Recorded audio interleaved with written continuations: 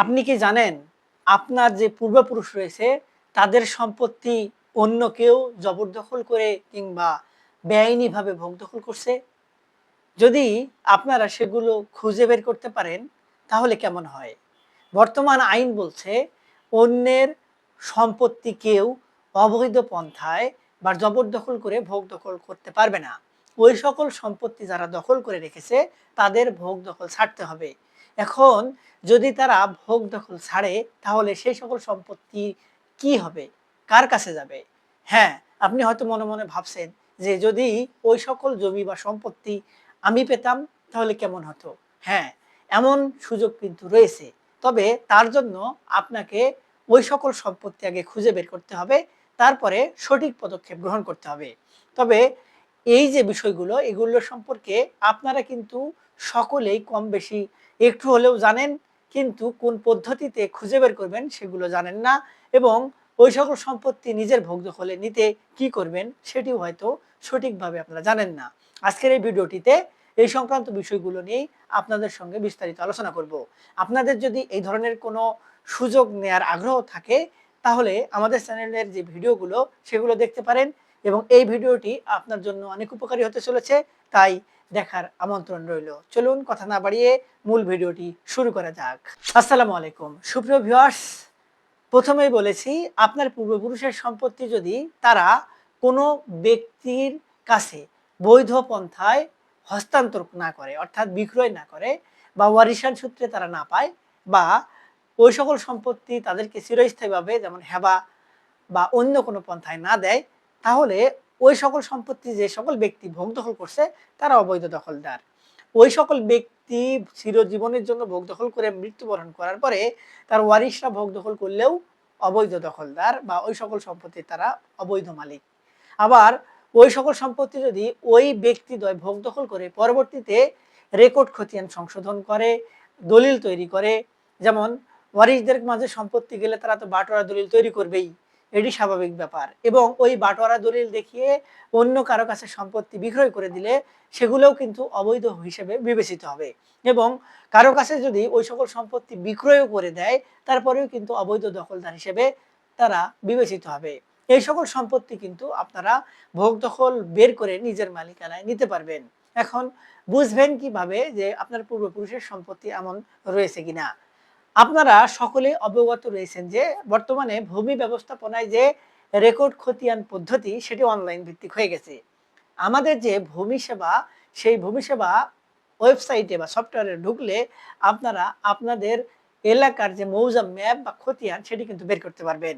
আপনার হাতে থাকা স্মার্টফোন বা কম্পিউটারটি যদি আপনার সামনে থাকে তাহলে আপনারা এখনই ভূমি সেবায় ঢুকুন এবং ওই ভূমি সেবা অর্থাৎ www.land.gov.bd এই ওয়েবসাইটে ঢুকে আপনারা দেখবেন খতিয়ান তল্লাশি নামে একটি ওয়েবসাইট আছে। সেই ওয়েবসাইটে ঢুকে আপনারা আজ থেকে শুরু করে বিগত সালে যত খতিয়ান রয়েছে সকল কিছু কিন্তু বের করতে পারবেন। অর্থাৎ ব্রিটিশ আমলে তৈরি সিএস, পাকিস্তান আমলে তৈরি এসএ, বর্তমান বাংলাদেশ আমলে বিএস, বিআরএস, সিটি জরিপ, যত জরিপ বা মাঠ পর্চা হয়েছে সকল কিছু কিন্তু এখান থেকে বের করা যায়। এজন্য অবশ্য নির্দিষ্ট একটি টাকা দিতে হয়, সেই টাকাটি পরিশোধ করতে হয়, সেটিও আবার বেশি না, ১২০ টাকা দিলেই সেখান থেকে খতিয়ান বের করা যায়। এখন আপনি কিভাবে তল্লাশি দিবেন? ধরুন আপনাকে আগে এটি দেখতে হবে যে আপনার পূর্বপুরুষ কোন এলাকায় সবথেকে বেশি বিস্তৃত ছিল বা তারা কোন এলাকায় চাষাবাস করতেন। একটি মৌজা কিন্তু বেশি বড় না। সেই মৌজা ধরে যদি আপনারা সার্চ দেন এবং আপনারা যদি আপনার যে পূর্বপুরুষ রয়েছে তার নাম লিখে খতিয়ানের ওই ওয়েবসাইটে গিয়ে সার্চ করেন, তাহলে ওই মৌজায় যত ব্যক্তি ওই নামে রয়েছে তাদের নাম আসবে এবং তাদের নামে যে খতিয়ানগুলো রয়েছে সেগুলো কিন্তু আপনার সামনে আসবে। এটি কিন্তু একটি সরকারের যুগান্তকারী পদক্ষেপ। এতে করে আপনারা কিন্তু খতিয়ানগুলো বের করতে পারবেন। এখন বুঝবেন কিভাবে যে খতিয়ানটি এসেছে যে নামের সেই নামটি আপনার পূর্বপুরুষের। দেখুন সহজ হিসাব, আপনার এলাকায় যদি একটি চিঠি পাঠানো হয় সেই চিঠি তো আপনার নামে গেল, কিন্তু আপনাকে খুঁজে বের করা হবে কিভাবে?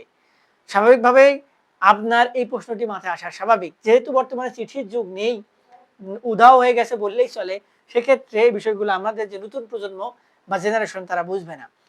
এই চিঠিগুলো আপনার কাছে পৌঁছানোর একমাত্র মাধ্যম হচ্ছে আপনার পিতার নাম দিয়ে তল্লাশি দেয়া। যেমন আপনার নামে যে চিঠি এসেছে, আপনার নাম যদি রহিম হয়, রহিমকে, এখন রহিম যদি ২-৩ জন থাকে বা রহিমকে খুঁজে না পাওয়া যায়, তাহলে দেখতে হবে যে ওই রহিমের পিতাকে। রহিমের পিতা যদি করিম হয়, তাহলে রহিম এবং করিম মিলে গেল, তার মানে এটা রহিমের চিঠি। সেম ওয়েতে খতিয়ান যেটি বের হলো, সেটি যদি রহিমের নামে থাকে, তাহলে এই রহিম কোন রহিম দেখতে হবে ওই আপনার পূর্বপুরুষের যে পিতা ছিলেন, বা তার যদি কন্যা হয় বা মহিলা হয়, তাহলে তার স্বামী বা পিতা কে ছিল সেটি খুঁজে বের করতে হবে। এবং যদি আপনার মিলে যায়, তাহলে আপনার খতিয়ান কিন্তু আপনার হাতে থাকবে এবং আপনি কিন্তু ওটি নির্দিষ্ট ফি পরিশোধের মাধ্যমে উত্তোলন করতে পারবেন বা সেখান থেকে ডাউনলোড করতে পারবেন। সেটিও আবার বিকাশের মাধ্যমে পেমেন্ট করা যায়। সুপ্রিয় ভিউয়ার্স, এইভাবে আপনারা কিন্তু একটি খতিয়ান বের করে সেই খতিয়ান ধরে আপনি ওই খতিয়ানের দাগ নম্বরের যে জমি, সেই জমিটিতে গিয়ে যে ব্যক্তিদ্বয় ভোগ দখল করছে তাদের কাছে প্রমাণ তল্লাশি দিতে পারবেন। তাদের কাছে জানতে পারবেন যে আপনার যে জমিটা আপনি ভোগ দখল করছেন সেটি আমার পূর্বপুরুষের ছিল, আপনি কিভাবে পেলেন? আপনার কাছে কি বিক্রয় করেছে না কি করেছে আপনি দেখান। যদি তারা দেখায় তাহলে তো মিটেই গেল। সেগুলো নিয়ে আপনাকে আগে তল্লাশি দিতে হবে যে প্রমাণটি তারা উপস্থাপন করছে সেটি বৈধ কিনা।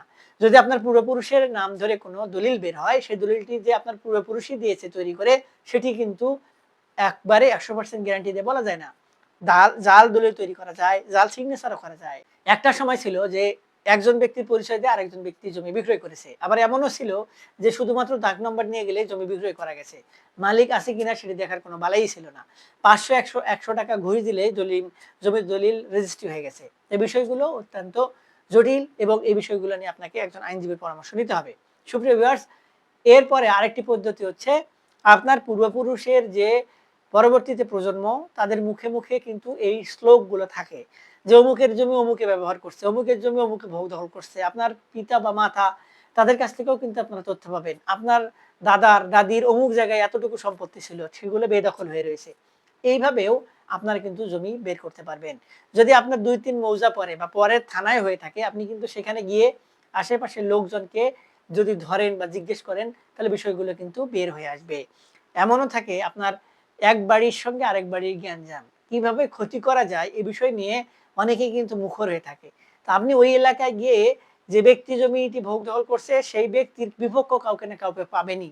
তারা কিন্তু আপনাকে সহযোগিতা করবে বিনা স্বার্থে। কেন? তার সাথে তার শত্রুতা। তো এই বিষয়গুলো আপনাকে মাথায় নিয়ে তারপরে আপনাদের পূর্বপুরুষের সম্পত্তি খুঁজতে হবে। ধরুন আপনি সম্পত্তি খুঁজে বের করছেন। যে দলিল ব্যক্তিদ্বয় উপস্থাপন করছে সেগুলো জাল, কিংবা আপনি দেখলেন যে তারা কোনো আপনাকে প্রমাণাদি উপস্থাপন করছে না, আপনাকে পাত্তা দিচ্ছে না। সেক্ষেত্রে উপায় কি? উপায় হচ্ছে আপনার পূর্বপুরুষের নামে যেকোনো একটি প্রমাণ আপনাকে সংগ্রহ করতে হবে। আপনি মুখে মুখে আন্দাজে কোনো কথা বললে কিন্তু হবে না। আপনার পূর্বপুরুষের যে কোনো একটি প্রমাণ আপনি সংগ্রহ করলেন, সেই প্রমাণ দ্বারা প্রমাণিত হয় ওই সকল জমি আপনার পূর্বপুরুষের। তারপরে আপনি ওই সকল সম্পত্তি আপনার ওয়ারিশান সূত্রে পাওয়ার অধিকার রয়েছে। এই মর্মে আদালতে আপনি দখল পুনরুদ্ধারের মামলা করতে পারবেন। এই মামলা তো গেল একটি প্রসেস। মামলার সমাধান কিভাবে হয় বিস্তারিত আলোচনা করেছি। আমাদের চ্যানেলে ভিডিও আছে, আপনি দেখে আসতে পারেন। আরো কিছু উপায় রয়েছে মামলা ছাড়া, সেটি হচ্ছে জেলা লিগ্যাল এইড সেন্টারে আপনি বেদখল জমি উদ্ধারের জন্য আবেদন করতে পারবেন। আপনার জেলা পর্যায়ে যে জেলা প্রশাসক রয়েছে, সেই জেলা প্রশাসকের কার্যালয়েও বেদখল জমি উদ্ধারের জন্য আবেদন করা যায়।